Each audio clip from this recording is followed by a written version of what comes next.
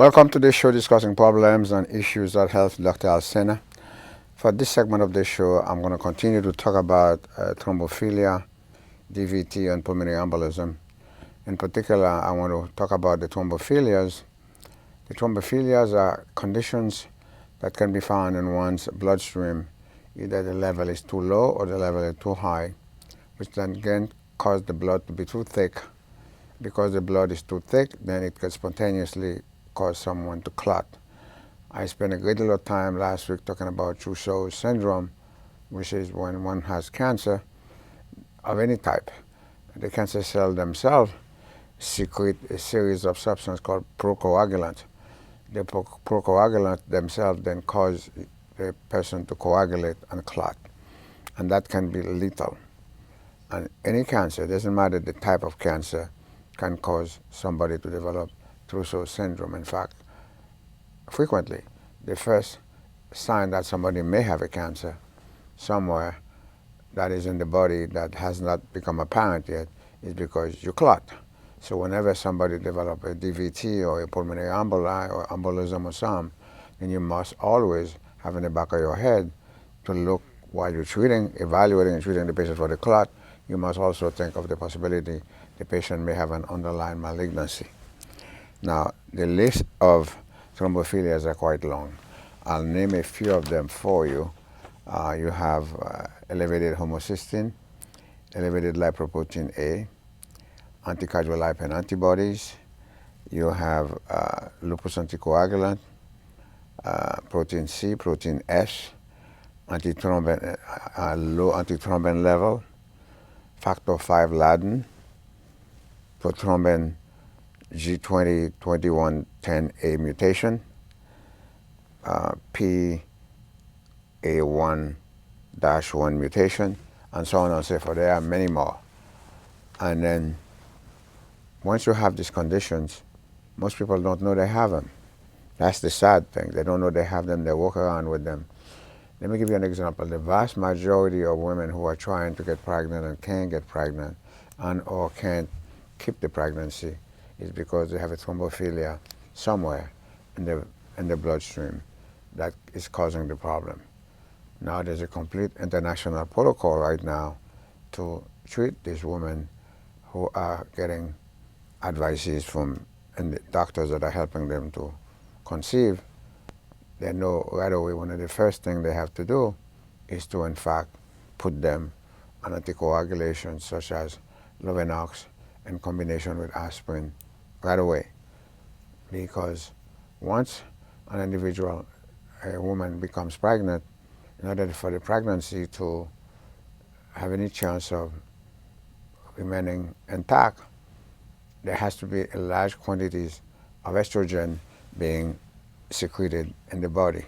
Well, estrogen can precipitate clotting in anyone who has a thrombophilia. So if a woman has thrombophilia, she didn't know about it, and most people don't, most of them don't, and she gets pregnant, well, she can lose the fetus spontaneously because of clot that develop in the embryonic vessels. So therefore, oxygen and blood cannot get there in sufficient amount, and then the lack of oxygen and blood cause ischemia to develop, and bango, spontaneous loss of the fetus. And this is just to give you an example. Now, one of the most common thrombophilia that exists in this country, 20% of the population in fact has it, is something called lipoprotein A. Now, lipoprotein A is a substance that's produced by the liver and is genetically transmitted. Once you have elevated lipoprotein A, it is any number of things can happen to you. But before I go there, I want to let you know that two substances that allow us to keep our blood moving, liquid. That's heparin and another substance called plasminogen. Let me repeat that. Heparin and plasminogen are the two substances that allow our blood to remain liquid and flowing through our blood vessels. Those are the two substances. Any interference with any one of these two substances can cause somebody to clot. That is why the tragedy of thrombophilia, let's say someone is traveling long distances, either by plane, by car, by plane to going from here to Europe, going from here to Asia, to China, whatever. Well, if you have thrombophilia you don't know, you're sitting in the plane long hours, you might clot. But if your physician screened you before and knew that you have a thrombophilia, he or she will give you a prescription for Levodopa to self-inject yourself before you take the plane, to give a dose, and then when you're coming back, you give another dose of Levodopa that can save your life. The vast majority of people actually die suddenly because they clotted and they had a thrombophilia they didn't know. Something so simple can kill someone, cause them to lose their life. So this is why I said, and I repeat it again, it is literally very difficult to provide quality medical care for individuals whose ethnicity that you don't know anything about, that you're not sensitive to, because different people have diseases that are unique to them. In my practice, the bulk of my patients are Negroes and Negresses, well, and Hispanics. So these folks have a very high propensity to have lipoprotein A. Every single individual in my practice from the beautiful island of Jamaica that I'm taking care of have elevated lipoprotein A. Okay, so a patient of mine a few years ago had elevated lipoprotein A. Yeah, the normal is from 0 to 70. His, I thought, was about 126, something like that. For the first time in my career, this individual went from New York to the island of St. Kitts. You can't make this up. Coming back from there, he almost died at Kennedy Airport. He clotted his left leg, shoot a clot to his lung, he collapsed. 126. Never before have I seen that. Usually, I would prophylax my patients because I know they have high lipoprotein A, and I give them, as I just said to you, Levodopa to inject themselves. Okay? So this is serious business. And you say, well, there's another problem that's happening in this country in both men and women. Nowadays, women are able to go to the pharmacy and get birth control pill without prescription, which is fine. No issue with that. Who am I?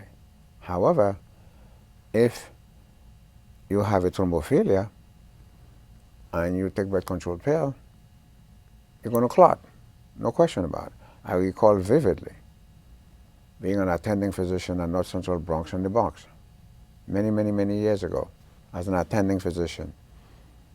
And I came there to teach one morning. Several patients were being presented. Well, a 15, 16-year-old young lady was presented to that came in overnight, was aphasic, meaning cannot speak, paralyzed one side of her body. What happened to her? She took birth control pill. She will never again talk. She will never even walk. Okay? And this is a classic example. Now, what happens here? How do you go about from having elevated lipoprotein A and clot? In addition to that, what lipoprotein A, which is just as evil and vicious to the body, is that it causes you to have many strokes throughout the brain. Throughout the brain, microvascular disease of the brain, and you don't know anything about it. How would you know? You don't even know you have elevated lipoprotein A. And then suddenly you have difficulty speaking, develop dysphagia, loss of balance, and suddenly you begin to lose your memory, etc., etc. But I say, what's the mechanism? But here's the deal. When you have elevated lipoprotein A, under stress or otherwise, or sitting down minding your own business, the plasminogen in conjunction with the heparin can push aside, as it were, the heparin and the plasminogen and take over the system, just like that, for no reason. That's because either I've seen it for people who are under stress or people who are not under stress. Because lipoprotein A is capable of doing that. I want you to understand, this is 21st century academic medicine. And what is fascinating about that, once it takes over the system, you become hypercoagulable, bango, you stroke. Men who are having difficulty with their sexual potencies, either are being prescribed or buy stuff online or from the pharmacy on their own that has testosterone in it. Well, bango, you may have underlying thrombophilia that you don't know, and then you're going to clot. In fact, that's the reason why the FDA puts a warning on these things, because you can clot, and you will clot. Serious business, okay? Now, once the lipoprotein A pushes the plasminogen and heparin aside, it renders them ineffective. Therefore, the blood becomes thick, and you're going to clot. In addition to that, lipoprotein A is capable of working in unison with LDL cholesterol, increasing the possibility of coronary, or I shouldn't say coronary, but arterial occlusive disease. No, it doesn't matter where the artery is. It can be on the heart or on the brain, doesn't matter. Okay? In other words, let me repeat that. Lipoprotein A, when it is elevated, is capable to work in unison with LDL cholesterol, increasing the possibility of arterial occlusive diseases throughout the body, which means you could have a stroke, you could have a heart attack, your kidneys can fail, your eyes can have problems, because the eyes have arterial, they have arteries. Wherever there's arteries, you can have problems. So this is a serious business. And it is so simple. I have here in my hand a sheet that I put together myself over the years in my office. There are almost 300, more than 200 something tests on there. Okay? Here is lipoprotein A, right here. Right here, lipoprotein A, right there. So there is no diseases that is of any significance that can somebody's serious problem that cannot be diagnosed using this sheet. All I have to do is listen to the history, examine the patient, and I begin to check off what I think is going on. Remember, for every door, there is a lock, and the locks adhere. This is a masterful lock. You have to know enough about general clinical medicine to know these things. And all you have to do, you don't have to be spending thousands of dollars using this expensive test, that expensive test, when the basic is right here. Just check it out. I put this together myself. You can't find this anywhere else, in any other doctor's offices anywhere, because I put that together myself over the 40 plus years, 47 years, 41 of that in private practice that I've been doing that. So this is all the major thrombophilias are here. Okay, I'll just check it off. They all can be, they're available in clinical laboratories all over the country and all over the different hospitals. You can get this test done because they send them out to these private laboratories. Okay, so continuing then with the issue of lipoprotein A, let me explain to you how one goes about dealing with thrombophilia. And there are many of them, as I just mentioned. What is important for you to comprehend is that aspirin will not work because it's not a platelet-based mechanism. Aspirin only works to prevent somebody from clotting by interfering with platelet, preventing platelet from aggregating to form a clot. This is not a platelet-based process. You could be all the amount of aspirin you want, might cause you to develop GI bleed. It's not going to stop you from clotting. You understand that? And this is not the way you treat it. As I repeat last week, I will repeat what I said last week. You have two separate types of thrombi. This stuff was discovered and outlined several hundred years ago when the masters of medicine discovered what the thrombus was. Now we know they have two separate types of thrombi. You have the white thrombi and the red thrombi. A red thrombus consists mainly of red blood cell and debris.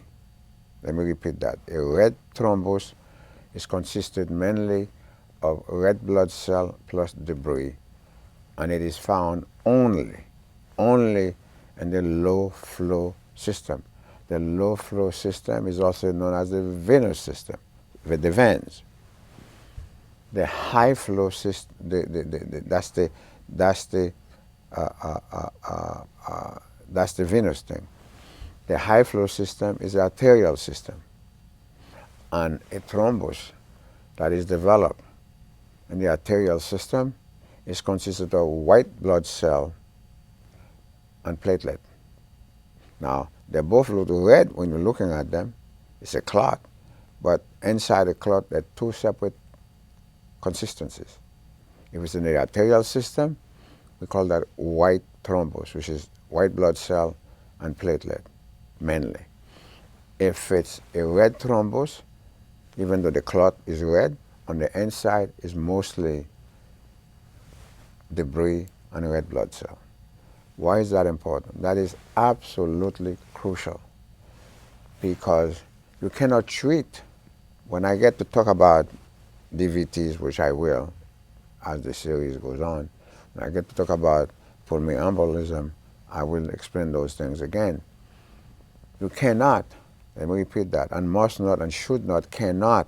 Anybody who tells you they can, they don't know what they're talking about. They don't understand the mechanism. You cannot prevent somebody from having a clot in their venous system by giving them aspirin. It makes no sense. That's when they don't understand what a red thrombus is versus a white thrombus. They're just doing stuff because people do it too. They think it's okay. It's not okay. It is not okay. Because you never know when you get yourself into trouble who they're going to call to say, now wait a minute, why did you do this? Just because so-and-so do it and you do it too? That's not the standard. That's not going to get you out of trouble. So you have to take your time. This stuff is out there. I do not have a monopoly to this stuff. It's in the literature. It's in the clinical literature. Every single thing that I'm telling you is being taught to medical students, being taught to interns and residents and fellows throughout this country and throughout the world by those who know this stuff. And there are many people who know this stuff. This is not my stuff. I'm just a teacher of clinical medicine explaining to you what the real facts are. People don't like it, that is their problem. I don't have that problem. So now you understand there's a red thrombus and there's a white thrombus. If you never heard it before, you just heard it. Please remember that, okay? So therefore then, once you know these things, and you know your patients have this issue, because you screen them. That's right. When they come to you, you know who the patients are. You know what they're likely to have. So when you're ordering the blood test, you check these things. And you have this on your file that your patients have this condition. Even though they're asymptomatic, they have this condition. You can't make this up. I had a patient many years ago who went to that park there off Lake Street near the school to run. She was a runner. So she felt a little pain in her ankle, her left ankle. She didn't think much of it. It wasn't even swollen or anything. She decided to go and do her usual run anyway. The next thing I know, I'm getting a call to the White Plain Hospital emergency room. Somebody coded. Are you serious? Somebody coded. So I rushed down there. This lady with this little clock, you can't make this up. The normal lipoprotein A was 0 to 70. Hers was 75. You can't make this up. 75. 5 above the normal.